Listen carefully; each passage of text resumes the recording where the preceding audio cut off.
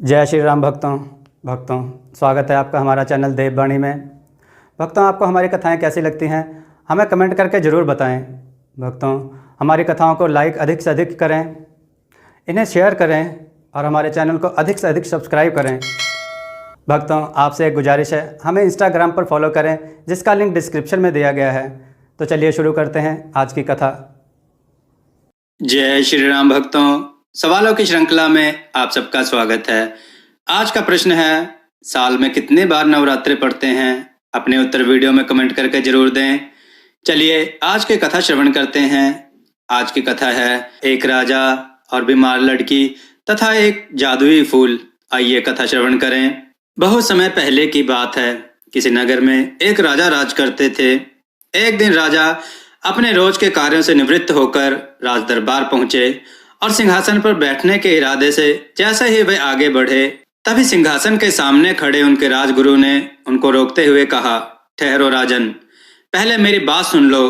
क्या तुम अपने अधीन रहने वाले कर्मचारियों के सुख दुख का ख्याल वैसे ही रखते हो जैसे हमारे पूर्व राजा रखते थे? अगर तुम में ऐसे गुण हैं तो तुम सिंहासन पर बैठने के अधिकारी हो, अन्यथा नहीं। मैं तुम्हें पूर्व राजा की एक कथा सुनाता हूँ, ध्यान से सुनो। गुरु ने राजा को कथा सुनानी शुरू की।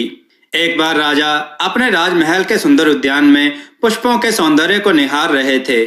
उनके साथ महामंत्री और राजपुरोहित भी थे। तभी एक द्वारपाल उद्यान में आया और महामंत्री से बोला, मंत्री जी, आपको घर में याद किया गया है। महामंत्री राजा से आज्ञा लेकर वहां से चला गया। राजा को शंका हुई कि महामंत्री को अचानक क्यों बुलवाया गया है। उन्होंने पुरोहित से पूछा, पुरोहित जी, मंत्री जी को इस तरह अचानक बुलाने का क्या कारण हो सकता है? वे कुछ परेशान भी लग रहे थे।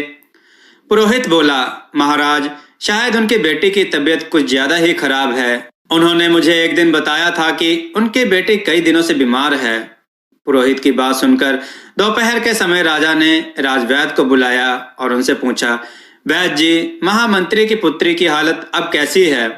वैद्य बोला, महाराज, वह गंभीर रोग से पीड़ित है। उसकी जिंदगी का कोई भरोसा नहीं है, उसे कभी भी कुछ भी हो सकता है। राजा बोले, वैद्य जी, अगर ऐसी बात है तो आपको उसके जीवन की रक्षा के लिए दिलो जान से जुट जाना चाहिए। राजवैद्य ने कहा, महाराज, आपका कहना ठीक है, लेकिन मैंने अपने अनुभव से पता लगा लिया है कि महामंत्री की पुत्री की बीमारी बड़ी गंभीर है। उसकी जीवन रक्षा के लिए एक काम करना पड़ेगा जो बहुत कठिन है। राजा बोले, वैद्य जी, मुझे बताओ वह काम क्या है? वैद्य ने कहा, महाराज, नीलगिरी पर्वत की घाटी में खबांग नामक एक पौधा है। अगर उस पौधे की पत्तियों को पीसकर उसका रस उसे पिला दिया जाए तो वह ठीक हो जाएगी, लेकिन उस पौधे को वहां से लाएगा कौन? राजा बोले, इसमें कौन सी बड़ी बात है, हम किसी दूत को भेज देते हैं। यह सुनकर राजवैद्य बोला, महाराज, यह काम किसी दूत के वश का नहीं है। वह स्थान भयानक जीवों और जहरीले सर्पों से घिरा हुआ है। वहां जाकर शायद ही कोई वापस आ पाए। राजा ने कहा, वैद्य जी, मुझे उस पौधे की पहचान बता दीजिए, मैं कोई व्यवस्था करता हूँ, तब तक आप उसकी देखभाल कीजिए। वैद्य राजा को पौधे की पहचान बताकर वहां से चला गया। वैद्य के जाने के बाद राजा ने विचार किया, नीलगिरी पर्वत से वह पौधा कैसे मंगवाया जाए। एक बार उसके मन में आया कि वह इस काम को अपने खास गुप्तचरों द्वारा करवाए, लेकिन फिर उसने सोचा कि परोपकार का काम स्वयं क्यों न करे। यह विचार कर उन्होंने स्वयं नीलगिरी पर्वत पर जाने का निर्णय कर लिया। दूसरे दिन सारी व्यवस्था कर वे नीलगिरी पर्वत की ओर रवाना हो गए। कई दिनों की कठिन यात्रा के बाद वे उस पर्वत पर पहुंच गए। पहाड़ी पर पहुंचकर राजा ने घाटी की ओर रुख किया। घाटी काफी गहरी थी और वहां बिल्कुल अंधकार था। बूटी की तलाश में वे घाटी में प्रवेश कर गए। वहां का वातावरण इतना डरावना था कि दिल दहल जाता था। वे कुछ दूर पहुंचे ही थे कि तभी एक सिंह की गर्जना सुनाई दी। उन्होंने जैसे ही म्यान से तलवार निकालनी चाही, तभी सिंह उन पर छलांग लगा दी। राजा एक और झुककर बचना चाहते थे, लेकिन सिंह ने अपने पंजे का भरपूर वार करके उनके बाह को जख्मी कर दिया। जब तक शेर पलटकर दोबारा वार करता, राजा ने बड़ी फुर्ती से शेर की गर्दन धड़ से अलग कर दी। पौधे की तलाश करते करते राजा आगे बढ़ते रहे, लेकिन उन्हें वह पौधा कहीं नजर नहीं आ रहा था। शाम ढलते ही वे थक हार कर एक पेड़ पर चढ़कर सो गए। पूरी घाटी में भयानक आवाजें गूंज रही थीं। इन सबसे निर्भीक राजा सारी रात आराम से सोए रहे। सुबह होते ही पौधे की तलाश में आगे निकल पड़े। अभी वे कुछ ही दूर गए थे कि उनके कदम अपने आप पीछे की ओर सरकने लगे। उन्होंने पीछे मुड़कर देखा तो एक विशालकाय अजगर उन्हें निगलने को तैयार था। उन्होंने अपने आप को संभालने की बहुत कोशिश की, लेकिन अजगर ने उनको मौका नहीं दिया और उन्हें पूरा ही निगल गया। अजगर के पेट में पहुंचते ही राजा को ऐसा एहसास हुआ कि जैसे वह खौलते कड़ाह में जा गिरा हो, लेकिन उन्होंने हिम्मत नहीं हारी और अपनी तलवार निकालकर अजगर का पेट चीरकर बाहर आ गए। बाहर निकलते ही उन पर बेहोशी सी छाने लगी। फिर भी वे हिम्मत जुटाकर पौधे की तलाश में आगे चल पड़े। पौधे की तलाश में वे कई दिनों तक भटकते रहे। अचानक एक दिन उन्हें वह पौधा दिखाई दे गया, लेकिन यह क्या, उसके चारों ओर बड़े बड़े बिच्छू डंक उठाए इधर उधर विचरण कर रहे थे।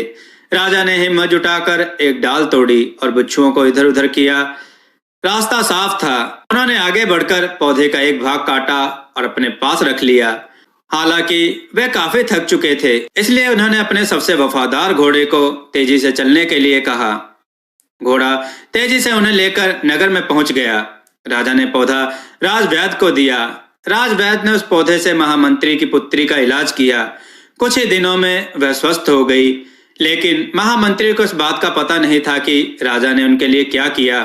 जब राजवैद्य ने उन्हें बताया तो राजा के इस परोपकार को देखकर उनकी आंखों से आंसू आ गए। दोस्तों, आपको यह कथा कैसी लगी? अपने विचार और सुझाव कमेंट में जरूर दें। हमारी कथाओं को लाइक करें, हमारे चैनल को सब्सक्राइब करना ना भूलें। हमारी कथाओं को शेयर जरूर करें, जिससे लोगों को अच्छा ज्ञान प्राप्त हो। जय श्री राम भक्तों, देववाणी की तरफ से आप सबका बहुत बहुत धन्यवाद कि आप सबने हमारे चैनल को बहुत सहयोग दिया और हमारी वीडियो को बहुत पसंद किया, जिस वजह से हमें YouTube की तरफ से ज्वाइन बटन का ऑप्शन मिला, जहां पर आप हमें ज्वाइन बटन पर क्लिक करके हमें ज्वाइन करें, जिसके लिए आपको 29 रुपये या 59 रुपये का चार्ज देना पड़ेगा। जो हमें ज्वाइन करेगा उन्हें हम कई तरह की सुविधाएं देंगे और उनके कमेंट्स का जवाब देंगे। यहाँ हम आपको कथा कहानियों के टिप्स भी देंगे और हम आपके सुझाव पर वीडियो बनाने की पूरी कोशिश करेंगे और हम आपका नाम वीडियो में जरूर लेंगे। धन्यवाद।